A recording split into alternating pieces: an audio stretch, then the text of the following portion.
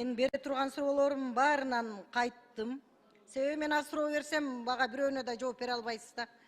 Жана Примов абдан жакшы суроо берди да. Бул келсеңиз 3 багытты маданият тармагында 3 багытты айтыңызчы, кайсыл багыт менен иштейсиз деп. Ошого жооп бере албай койдуңар да. Ошон үчүн Алмаз Акунжанович министрлерди алып келгенде кичине программаларын даярдатып, кичине бул жерде келгенде эми коомчулук карап турат да, биз эми нотариус эмеспиз да. Келгенде эле тиги президент көрсөткөн талапкерди колдоп беребиз албетте. Бирок бул жерде кичине ырымын кылып койгула дейм го мен дайыма. Жок дегенде кичине программасын айтып бериш керек да. Маданият бул мамлекеттик курулуштун кан тамыры. Билим берүү тармагы деле маданият дагы бул өтө оор тармак. Өмүр баяныңызды мен Кунткой уктумда 2002 жылы сиз окуу жайын бүткөндөн кийин баштап эле бир нече жерде мамлекеттик, муниципалдык, регионалдык жанагыларды иштепсиз, көбүнчө бизнес чөйрөсүндө иш менен алек болупсуз да. 28 жолу орун алмаштырыпсыз.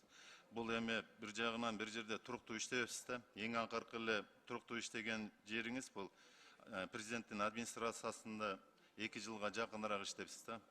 Анан кийин маданият искусствосуна мындай таандык жериңиз да жок экен да. Бияктан сөздүн башында төрага айтып кетти, сизди пилоттук, эксперименталдык жол менен алып келип атабыз депчи. Сиздин ишмердүүлүгүңүздү келечекте убакыт көрсөтөт да. Кандай иштейсиз, кандай менеджер экенсиз, бул убакыт тез эле өтөт. 6 айлыгы менен көрөбүз сиздин ишмердүүлүгүңүздү. Сиз айткан 3 тармактан сырткаркы дагы маданият министрлигинин, дегиле маданият министринин эмне милдети бар?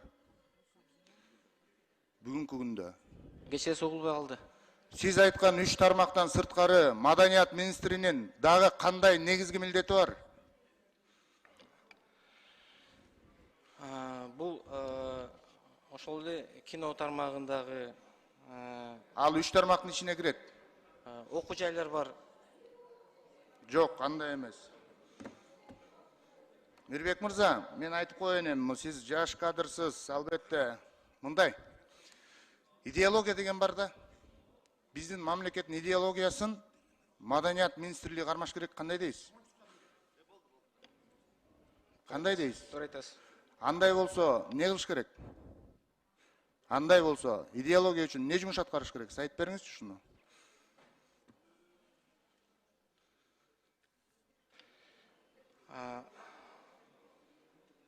Бул боюнча анализ талдоо жүргүзүп туруп, силер менен чогуу иш алып барабыз. Анализ талдоо жүргүзүп алып келиш керек да негизи. Маданият боюнча мына биздин шорубуз ушул болуп атат да.